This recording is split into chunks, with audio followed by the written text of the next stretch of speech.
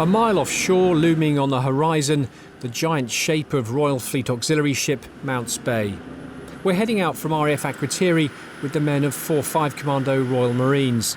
They've been here in the Mediterranean for several weeks, exercising and providing reassurance. To get aboard, our small launch is winched 20 feet out of the water, and we step inside. Yeah, me lads. Any bags? 1.5 miles port side, 30 minutes time. Captain Richard Taylor joined the Royal Fleet Auxiliary in 1989. He was involved in the building phase of Mounts Bay and has commanded her since December. Yeah, RFA Mounts Bay is a very capable ship. We have a dock down aft which can take an LCU or a Mexifloat. We're able to load 2 Mexifloats either side of the ship. We have about 5,000 square metres of vehicle deck for stores, etc. We have an aviation-capable platform which can take Chinook. As well as that, we can take just under 500 people on board. It's what's below deck that makes these Bay-class ships unique. A large wet dock and cavernous vehicle deck mean troops and equipment can be loaded onto landing craft, even in rough weather, and in half the time of their predecessors. The other clever feature is Mounts Bay's propulsion system. 4 generators power an electric motor, which in turn drives a set of azimuth thrusters, essentially steerable propellers. It gives the ship great manoeuvrability.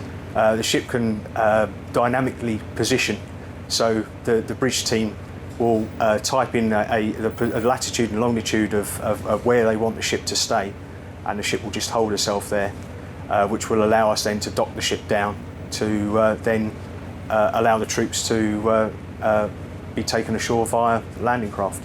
P2, cover, target, red. 200 Royal Marines live and operate from Mounts Bay. Up on deck, they're going through dry runs on the ship's Mark IV minigun. Supporting them are 150 Royal Navy and Army personnel, including Royal Artillery and engineers. They brought with them 5 different types of landing craft, including this, which can carry 9 Royal Marines, 2 crew and a gunner. Among them are these medium-sized landing craft, known to the Royal Marines as the LCVP Mark V.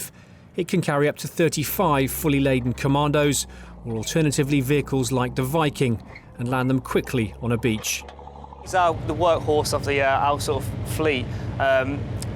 They can operate in up to a sea state 5 and they can pretty much land on most beaches, providing the surf's not more than 2 metres. The Royal Fleet Auxiliary has a range of ships that support the Royal Navy around the globe, from floating hospitals to fuel tankers. They're crewed by civilians, among them Adam McCarthy. He used to work in computers, but 3 years ago decided on a career change. And in May, he takes his final exams to qualify as an RFA officer.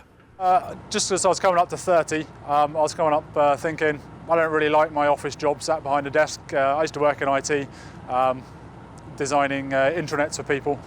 And thought I want a slightly more adventurous, explore the world kind of job. And it just kind of popped up, went down to an open day at a maritime academy, met the RFA representatives there, and just took it from there. I live in Surrey, which is somewhat landlocked, so a lot of my friends that live up in London were kind of, you what? You're working at sea? It's like, yes, it's fantastic. Mounts Bay set sail from Falmouth in January and arrived in Cyprus after stops in Gibraltar and Crete. With 95% of Britain's trade dependent on the sea, this task force will be in the Med throughout 2016, delivering both deterrence and reassurance, and if necessary, a potent weapon. Simon Newton, Forces News, off the coast of Cyprus.